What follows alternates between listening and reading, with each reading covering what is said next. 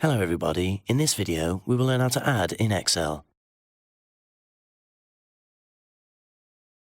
You can add numbers in Excel in multiple ways. I'll show you how to do that.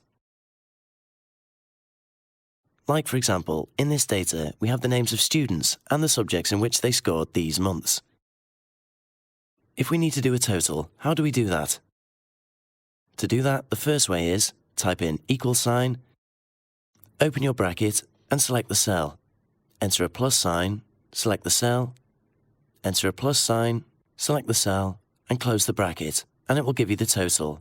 That is one way. The other way is wherein you type in =, open the bracket, type in the number, the plus sign, type in the number, enter the plus sign, type in the next number, and close the bracket. There is another way wherein you can add numbers. Type in =. During the sum formula, what is this? Sum formula adds all the numbers in a range of cells. So you press Shift and open the bracket and select this range.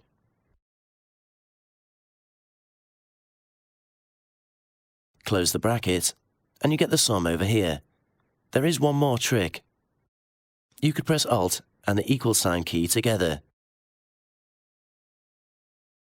It will automatically select this range, a continuous range, and give you the sum. So this is how you can do totals in Excel. You can do even more totals wherein different rules are involved, different data cells are involved. For example, =, sum, open the bracket, this row, comma. Choose this row, comma, and choose this row. Close the bracket. And now, this 1140 is the total of these three.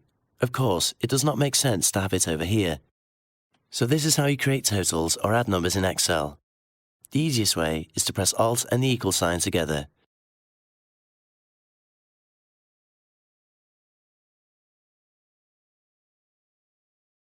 You can even copy the formula.